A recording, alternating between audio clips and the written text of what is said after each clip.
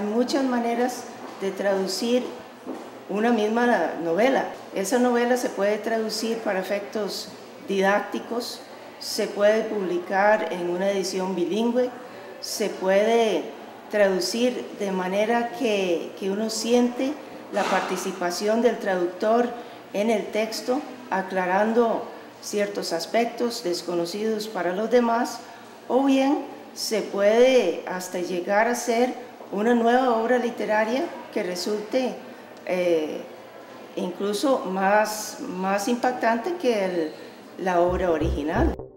En términos generales, yo definiría traducción como, en tanto práctica y producto, como una actividad que está condicionada a elementos de tipo contextuales, sociohistóricos, elementos de tipo sociales y elementos ya de tipo paratextuales y textuales. Y me explico.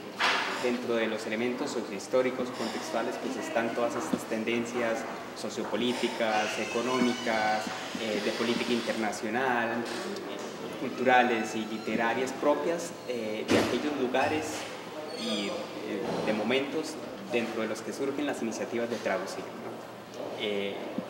Como elementos sociales tenemos una serie de agentes, llámense nuevamente editores, editoriales, traductores, poetas, todas las personas y a la vez las entidades gubernamentales, públicas, privadas, que se involucran en los procesos de producción de las traducciones, ¿no? Y cuyos intereses responden a los aspectos socioculturales, ¿no? Sociohistóricos. Y tercero, ya paratextualmente y textualmente, lo que interviene en este caso pues es ya la forma en que se presente la obra traducida, aunque se quiera presentar por medio de introducciones, y a la vez ya el texto en sí, a nivel de contenidos, a nivel de forma, a nivel de temas. És ha olykor néhány dinamitgyertyához vagy töltényhez jutottunk, a félreeső öblökben szerencsét próbáltunk velük. Sem a mélységtől, sem a rohanó ártól nem riadtunk vissza. Talán azért is lettünk olyan jó barátok. De ninguna manera podemos considerar que el traductor reproduce como una forma de copiar, ¿verdad?, en otra lengua el texto original, ¿verdad? El traductor lo que hace es un rediseño del texto que busca que ese texto tenga sentido y tenga interés y aceptación en una cultura que puede ser muy diferente.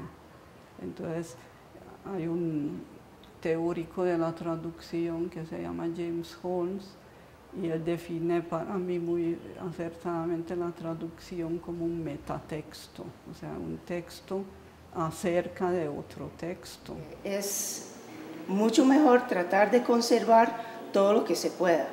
Lo que pasa es que a veces es muy difícil porque cada cultura tiene toda una serie de cosas que para esa cultura son muy comunes.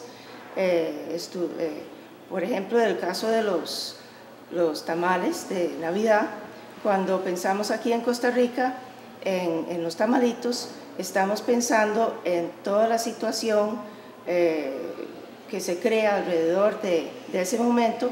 El problema es que se pierden esas asociaciones al traducir la novela porque los lectores no van a tener los mismos, no tienen las mismas costumbres, desconocen esas costumbres y hay que buscar la manera de a veces agregar algo al texto sin interferir en el texto, pero para agregar un poco de lo que se está perdiendo.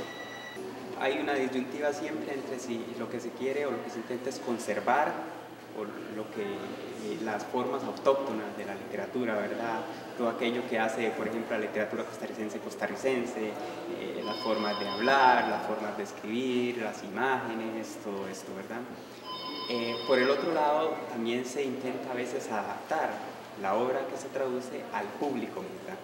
En otras palabras, no incluir mucho que sea local, sino más bien estandarizarlo de manera que el lector meta lo comprenda perfectamente. Definitivamente existe lo costarricense como un desafío, sí, de eso no hay duda, sobre todo porque hay muchas novelas costarricenses que han aprovechado esa cultura particular como una parte importante de la novela, incluso con el lenguaje costarricense, la manera muy particular del costarricense de expresarse. El libro, por ejemplo, del habla popular en la literatura costarricense de Víctor Manuel Arroyo es una muestra de lo importante que es el lenguaje popular en, por lo menos, cierta cantidad de novelas costarricenses. Y si pasamos eso simplemente al inglés o al francés o a cualquier otra lengua, se está perdiendo toda una parte de una novela. Para dar ese paso entre la realidad latinoamericana de Costa Rica hacia la realidad de Hungría, lo primero que hay que tomar en cuenta es cuáles son las condiciones específicas en que la traducción se va a publicar. Entonces no podemos entender la estrategia del traductor sin partir de esas condiciones.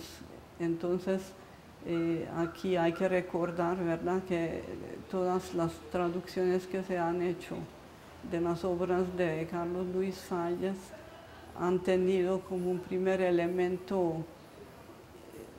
importante o atractivo para esos públicos meta.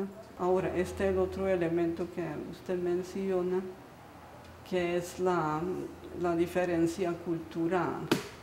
Entonces yo podría decir que esa diferencia cultural no se puede superar, o sea, existe, pero en la traducción el traductor lo que trata de hacer es aprovechar elementos de esas diferencias que ayudan la aceptación del texto de Fallas y minimizar aquellos elementos que el traductor considera que irían en contra de esa aceptación. Al principio uno dice, bueno, muy bien, tenemos esta novela traducida y como si hubiera únicamente una manera de traducir esa novela, pero hay muchas maneras de traducir una misma novela, según el tipo de lector, según el propósito y según las circunstancias en las que se va a vender. Aún cuando tienen exactamente las mismas intenciones dos traductores, y aun cuando sean traductores profesionales cada uno, cada traductor va a producir una versión distinta según su propia versión.